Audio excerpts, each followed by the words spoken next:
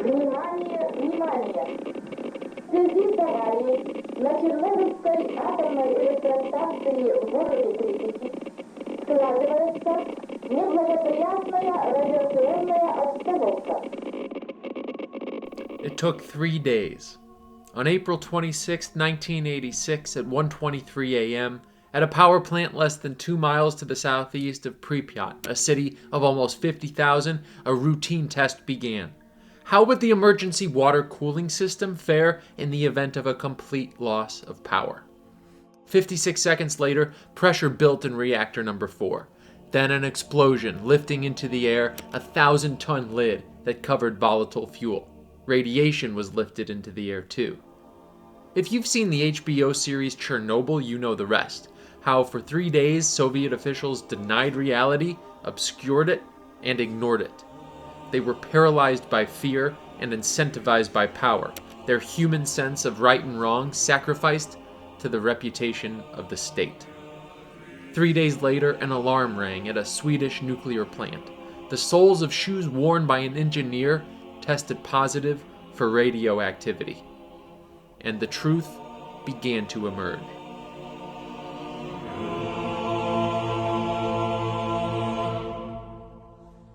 In 2019, it also took 3 days.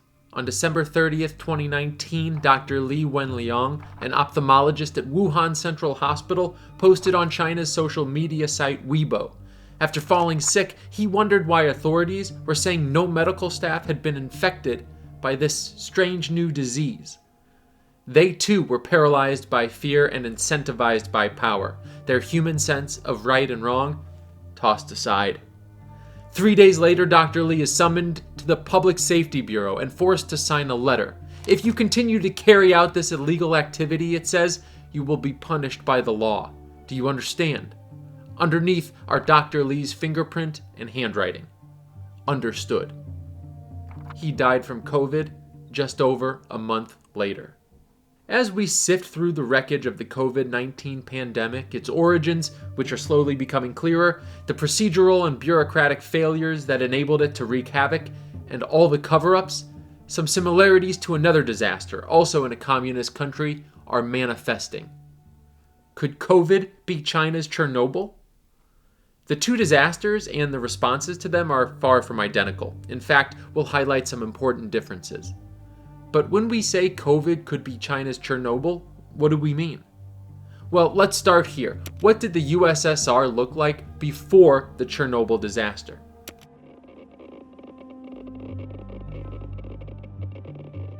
Its roots in the ideology of Marxist socialism had long meant there was little room for flexibility. The Soviets sought to maintain classic structures of communism, like a planned economy and a militarized and authoritarian government. Things began to change when Mikhail Gorbachev took power in 1985. He outlined his philosophy in his 1987 bestseller Perestroika, New Thinking for Our Country and the World. This idea of perestroika, or restructuring, ostensibly sought to make the political and economic system more open. He wrote that glasnost, or increased transparency, could save socialism in the USSR and would connect the Leninist revolutionary past with a more democratic future. He wrapped those two concepts into the term demokratization, and eventually followed through on his philosophy by pushing for free elections in the Soviet Union in 1988. But because the USSR had been enduring a political and economic crisis for a decade or more, the Chernobyl disaster in 1986 came when the Soviet political system was especially vulnerable, and when Soviet society was, perhaps begrudgingly, being pried open to the world. So criticism of the government, previously a potential death sentence, was at least becoming possible. China in the years leading up to COVID was going through something of a perestroika too. The Chinese communists had broken off relations with the USSR in the 1950s, so in a way, they developed an identity separate from the Marxist Soviets, an identity centered on misappropriating the ancient wisdom of Confucius, as we've pointed out. So Chinese communism became a kind of national ideology rather than a political one. State, country, and party were intertwined. For example, the Chinese Army, the People's Liberation Army, responds to the Chinese Communist Party, not to the Chinese state, precisely because state and party are so intertwined. China even had its own version of Gorbachev. Deng Xiaoping helped usher in major economic reforms and growth in the 70s, though he sure didn't concede any openings for freedom of speech. And because, unlike other communist dictatorships, capitalism had a place in the Chinese economy, it was less rigid, as evidenced by China's joining the World Trade Organization in 2001, which symbolized further integration into the world's economy and the global supply chain. Beijing's Summer Olympic Games in 2008 put an even finer point on it. China was open for business. In fact, it's likely China took some lessons directly from the fall of the Soviet Union, which for decades had closed itself off to the world. If you don't join the global economy, you'll get run over. So while the USSR was in stark economic decline in the 1980s, China in the 2010s was still an economic power. But while both countries were slowly growing more open, both remained communist dictatorships. By their very nature, dictatorships are brittle. They're centralized and therefore vulnerable, insulated from market forces and therefore inefficient. And that's where the problems really began. With the government now a bit more transparent and less hostile toward criticism, but still epitomized in the word nomenklatura, incompetent, corrupt bureaucracy, Soviet officials publicly admit that something happened at Chernobyl, 3 days after the reactor's explosion. На Чернобыльской атомной электростанции произошла авария. Поврежден один из атомных реакторов. Принимаются меры по ликвидации последствий аварии. Пострадавшим оказывается помощь. Создана правительственная комиссия. And it was only after those 3 crucial days that an evacuation process began. It took years, by the way, for them to admit that their RBMK reactor design caused the problem. Thankfully, the truth about COVID seems to be emerging more quickly. Still, too little, too late. Put yourself in the position of, say, a Soviet health minister in this massive nomenklatura. You might even have experienced this dynamic on a smaller scale at your own job. When individual employees aren't rewarded for good work and aren't encouraged to speak up if something's wrong or a process is inefficient, you end up with misaligned incentives. Scale that bureaucratic phenomenon up to the societal level, like when people are subordinate to the collective in communist countries, you get Soviet Russia, where the common saying was, you pretend to work, they pretend to pay you. Worse, because the individual isn't empowered to speak out, the individual's chief incentive becomes not success, not exemplary work, not innovation, or in the case of Chernobyl, disaster prevention. When the individual's chief motivation is fear of getting fired, fear of retaliation, punishment, or worse in Soviet Russia, you have the capacity for disaster. Because asking questions about your job or diverging from the official narrative becomes equivalent to questioning the authority of the state. In communist countries, too, there's no such thing as a free press to speak out. The government controls the press. So, in an effort to maintain the status quo, authorities in Kyiv decide that May Day celebrations on May 1st would prevent panic, even though radioactive clouds are blowing toward the city. Radiation, by the way, that totaled 50 million curies, the equivalent of 500 Hiroshima bombs. The same forces were at work in China, an even bigger country with an even bigger bureaucracy. On January 3, 2020, public officials in the province of Wuhan publicly denied that human-to-human transmission was possible with the new coronavirus. And of course they did. After all, they'd seen what happened to Dr. Li when he dared to contradict the official narrative. Shortly thereafter, New Year's celebrations begin throughout China. It's estimated that up to 5 million people left Wuhan to celebrate the holidays in other provinces. And so by the time China's National Health Commission confirmed human-to-human transmission, it's too late. The virus is spreading. And yet that's when the lockdowns began. Whereas in the USSR, millions of people were relocated, moved out of their homes if they were in the so-called exclusion zone, millions in China were locked inside of their homes. lockdowns that extended into 2023 and were immoral, ineffective, and crippling, not only to China's economy, but to the global economy and supply chain. The absurd pursuit of COVID-0 was underway, as individual businesses, not to mention lives, became expendable to the Chinese Communist Party's desire to save face. The USSR had also been obsessed with not being humiliated on the world stage. In both the efforts of the dictatorial government to show no weakness and to control the narrative around the disasters aggravated the situation and caused more death.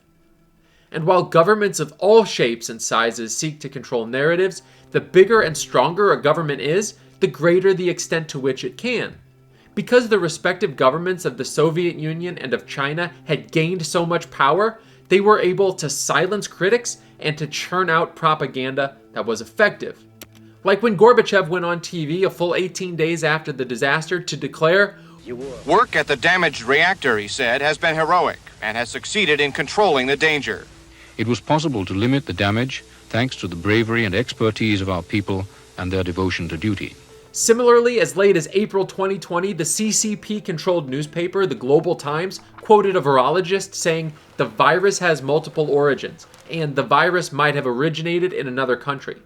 Of course, while there's growing evidence of a lab leak, we're still not totally sure what the origin of COVID was.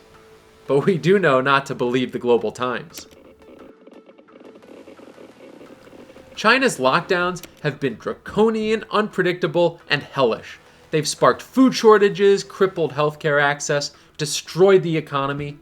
They've required quarantines for anyone who is in contact with a patient, including sealing off entire buildings if a person there had COVID. They also spurred protests.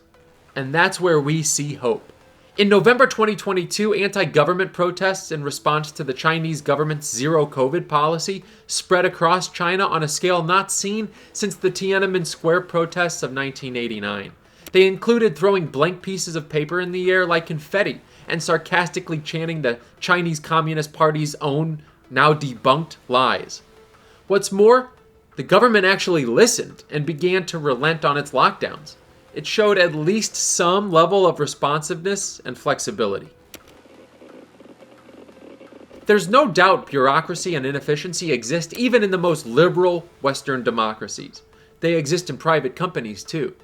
But there's also no doubt that the freer markets and freer people who reside in Western democracies are able to deal with crises better, faster, and with more stability than dictatorships. Because dictatorships are inherently unstable. Think about the balancing act an authoritarian regime has on its hands during a crisis. For one, any leader of an institution is more interested in maintaining his power within that institution than the success of that institution. So, for example, Xi Jinping promoted the loyal but incompetent former chief of Shanghai, who had just made a mess of Shanghai's lockdowns, to China's number 2 position, premier, while having security guards physically remove an experienced, competent leader, Hu Jintao, China's previous president, because doing so helped stabilize Xi's power, even though it was an objectively bad decision for China overall. Similarly, Joseph Stalin removed many of the Red Army's best officers in the late 30s. It made the USSR more vulnerable to a Nazi invasion, but it made Stalin himself less vulnerable to a coup. Moreover, in dictatorships, support doesn't come through votes. It can only be bought, though some clever dictators will fake elections. That's why we associate decadent luxury with the ruling class of authoritarian regimes. It makes more sense for a dictator to invest in his lieutenants than in his people, and so those lieutenants come to expect special privileges. But that's where danger lies. Because while loyalty is the only currency that matters to a dictator, his lieutenants are mainly motivated by their privileges and powers. So during a crisis, dictators sit atop this house of cards. Give too much power to a lieutenant and the dictator might be overthrown. Give too little power, the crisis doesn't go away and the dictator might be overthrown. And even if a crisis is overcome, the internal balance of power will have shifted, with the seeds of instability sown. That's where China is today. Once the cover-up was revealed and the truth known, Chernobyl killed whatever credibility the USSR had left, both at home and abroad. In a 2006 memoir, Gorbachev even wrote that Chernobyl was perhaps the real cause of the collapse of the Soviet Union. It was in many ways the perfect combination of evil and inefficiency, lies and bureaucracy that led to real economic pain and death. Coming on the heels of Glasnost that cracked open more room to criticize the government, especially on environmental issues. The Soviet reaction to the Chernobyl disaster was a mix of not knowing how to properly deal with a situation of that magnitude, with a quest to try to maintain control and a sense of government authority. Obviously, Chernobyl did not bring down the Berlin Wall. It did not destroy the USSR alone. And COVID alone won't bring down the Chinese Communist Party. But the similarities are clear. After both Chernobyl and COVID, the respective governments of China and the USSR tried to downplay the severity of the situation, leading to a slow response that allowed the disaster to escalate. Both the USSR and Chinese governments attempted to control the flow of information and prevent the truth from getting out. Scientists and journalists who tried to speak out were arrested, exiled, or silenced. Both governments, and especially Xi Jinping, were more concerned with maintaining their image, power, and reputation than protecting their citizens. And the growing evidence that COVID did not jump from animals to humans, as the CCP still claims, but that it instead leaked from a lab at the Wuhan Institute of Virology, could be the regime-changing embarrassment the CCP has long tried to avoid. We hope the full truth emerges from China sooner than it did from the Soviet Union. Because if 100 years from now, China has moved away from communism and toward the Western liberal tradition, we might look back at COVID as an emperor has no clothes moment for the Chinese Communist Party.